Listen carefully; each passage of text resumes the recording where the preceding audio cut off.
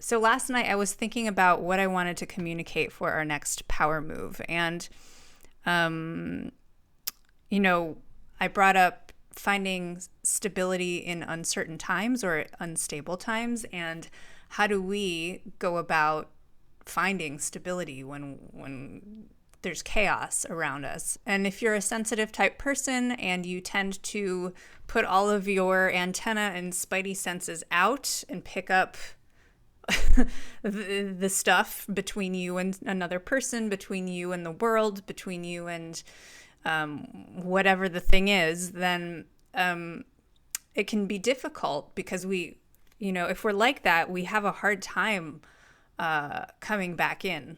We can have a hard time unless we've learned how to do it to pull back in.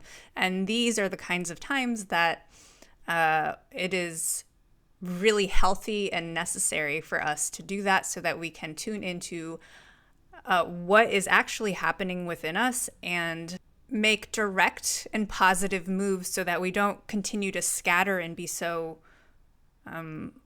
diminished or diffused out there. So the power move is to pull back in and come back home to center. What I wanted to talk about this time was fields. And fields are like different layers that we can tune into. And so we've got like a field that's furthest out, and let's call that like the global field. And that is what humanity is feeling. We pull back in a little bit, and maybe we have what your country is feeling.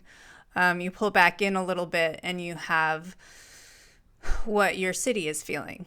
And then you pull back in and what your neighborhood is feeling. You pull back in and what your family and friends are feeling. And you pull back in and what's directly within your household, what's happening there. So there's these different ways that we get information and tune into these different fields that give us a feeling sense of what is happening. So if you're finding yourself sort of anxious or unable to ground, there is a lot happening. There's a lot of chaos happening in these fields. And when you are constantly hearing, stuff from people like, oh, I'm so scared. Oh, what are we going to do? Oh, we're screwed. Oh, this is happening, then you're in a field where it's harder to find stability. So we go below the circumstances of what is happening. That's number one. But we also need to know when we are actually merging with another field and pulling that into us to create chaos within. We have the collective unconscious, which I feel like is going through a really... it feels like a hum, a certain kind of hum. The hum is like this right now. It's not comfortable.